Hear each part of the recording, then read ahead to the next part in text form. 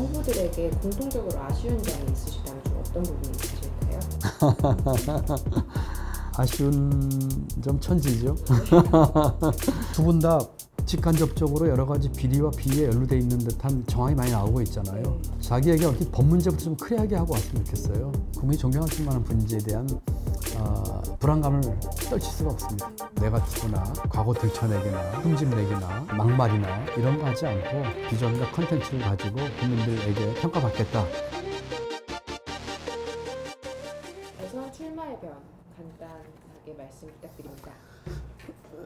지금의 그 정치판과 정치 구도로는 대한민국이 바뀔 수 없다고 생각을 했습니다.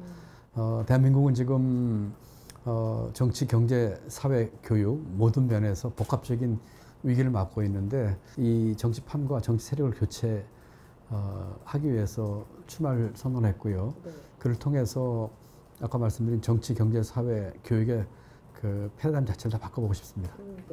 거대 양당 후보들은 대한민국 미래 비전에 대한 청사진이나 분명한 자기 철학과 가치가 부재하다고 생각을 하고 있어요. 제3 후보들 같은 경우는 대선 3선 사수하신 분들입니다. 이와 같은 정치판과 정치 세력의 교체를 한다고 했지만은 그렇게 하기 위한 큰 비전과 내용이 없이 자기 스스로가 대통령이 되는데 관심이 있었을 뿐이죠. 권력구조 개편 얘기를 했습니다. 책임 총리 그 헌법에서 보장된 책임 총리의 권한을 보장하자고 주장을 했고요. 청와대 정부를 바꾸자고 했습니다. 이를 위해서 개헌을 주장했는데 다른 어떤 후보들이 주장하지 않은 개헌의 방법까지도 주장을 했습니다. 지금의 제왕적 대통령제를 분권형 대통령제로 바꾸는 개헌을 주장했습니다. 대통령 당선되는 분이 헌법 개정 국민회의를 만드는 겁니다. 국민회의는 내년 6월 지방선거 때 뽑습니다. 각 당에서 후보를 내고 권역별 비례대표에서 대표할 사람들을 뽑아서 하는데 임기는 1년입니다. 1년 내에 이 헌법 개정 국민회의에서 헌법 개정안에 대한 합의를 보는 것이고 그 합의가 이루어지면 국회 절차와 국민투표까지 가는 것이죠. 후년 가을쯤엔 개헌안이 확정될 수 있을 거고요. 그럼 그 다음에 2024년 총선 때 21대 대통령을 같이 뽑는 것이 되는 겁니다. 이것은 대통령 후보가 자기 임기를 2년으로 단축하겠다고 하는 살신성인의 자세를 가져야지 가능한 일입니다. 이 밖에 저는 국회 권력 개편을 주장했습니다. 국회의원 3번 초과해서는 뽑지 말자고 했고요. 국회의원 면책특권을 없애자고 했고요. 국회의원이 제 역할을 못했을 경우에 지역 주민이 국회의원을 파면할 수 있는 국민 소환제를 주장했습니다. 또한 지금 국고에서 정당 보조금을 주고 있어요. 거대 양당의 경우에 한 분기에 수백억씩 보조금을 받습니다. 그래서 저는 정당에 대한 국고 보조금을 없애고 대신에 우리 유권자들에게 1인당 5,000원씩 바우처를 주자고 주장을 했습니다. 그렇다면 유권자들은 자기가 지지하는 정당 또는 정치 세력에게 자기가 지원할 수 있는 것이죠. 이와 같은 정치 개혁이 이루어진다면 대한민국 대개혁에 커다란 문이 열릴 것입니다. 아쉬운 점 천지죠. 두 분 다 직간접적으로 여러 가지 비리와 비위에 연루돼 있는 듯한 정황이 많이 나오고 있잖아요.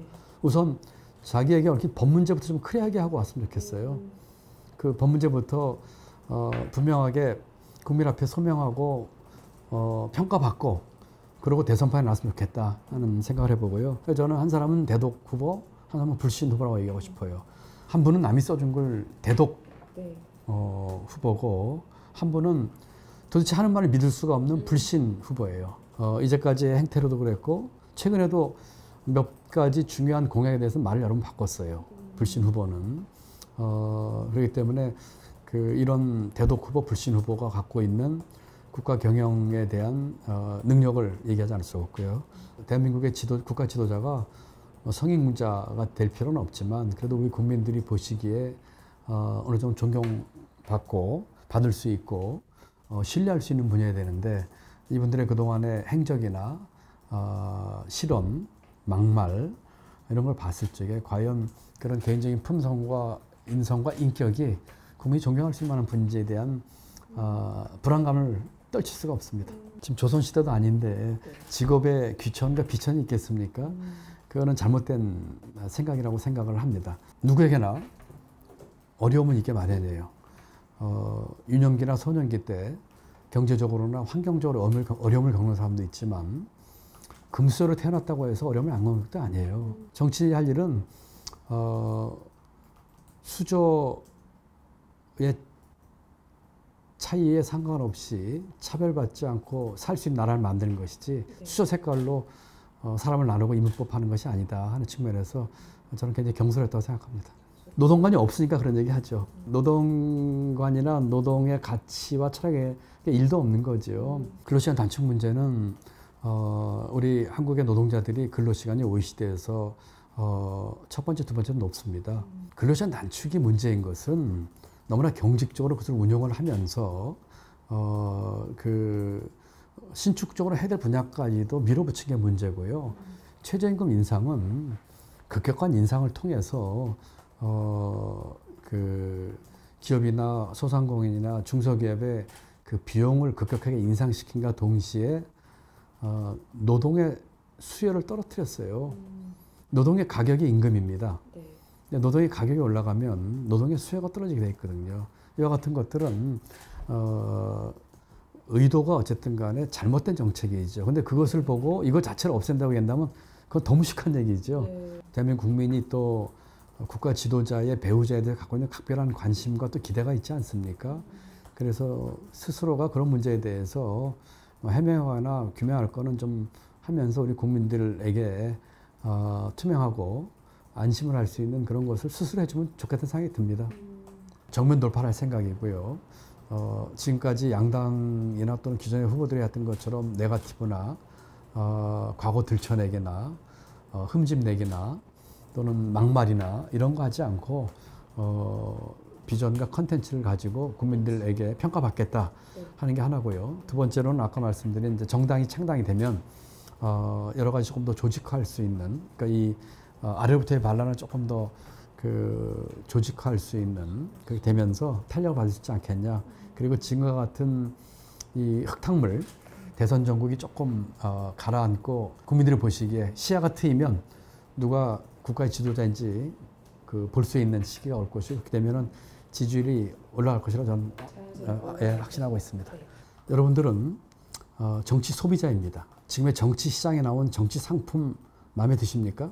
저는 불과 4개월 전에 정치 스타트업을 창업했습니다. 그리고 새로운 정치 상품을 여러분들에게 선보이고 있습니다. 저 자신일 수도 있고 제가 제시하는 공약일 수도 있습니다. 여러분, 지금의 정치판과 정치 세력을 교체하지 않고서는 대한민국의 미래는 없습니다. 지금 정치 시장에 나와 있는 마음에 들지 않은 상품 거절하셨으면 좋겠습니다. 많은 국민과 시민, 우리 이웃들이 힘을 합쳐서 일으키는 아래로부터의 반란으로 이 판을 바꿨으면 좋겠습니다. 정치판을 바꾸고 정치 세력을 교체하고 대한민국 변화 시작의 대장정의 첫걸음을 같이 가셨으면 좋겠습니다. 함께 해주시면 감사하겠습니다. 감사합니다.